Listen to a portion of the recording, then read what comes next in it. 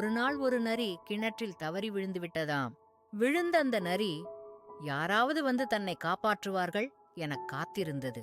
சற்றொருபுறனும் அந்த பக்கம் வரையில்லை.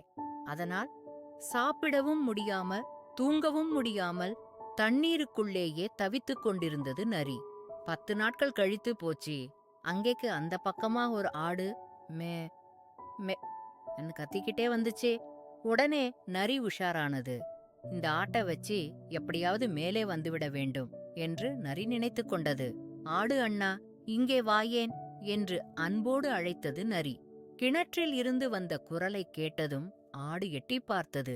என்ன நரியாரே, தவறி விழுந்துட்டியா என்று கேட்டது ஆடு.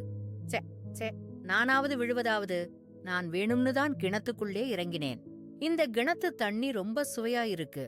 நீ வேணும்னா இறங்கி வந்து குடிச்சிப்பாரேன் என்றது நரி.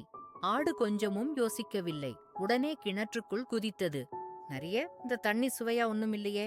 உன்னை நம்பி வந்தேன் பாரு, இப்போ எப்படி வெளியில போறது என்று கேட்டது ஆடு.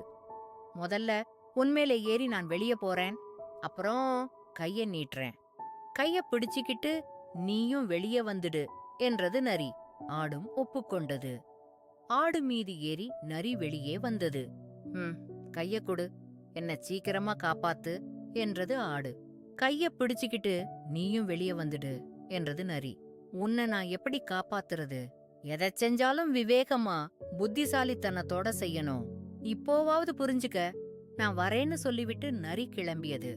தன் முட்டாள்தனத்தை நினைத்து ஆடு வருந்தியது.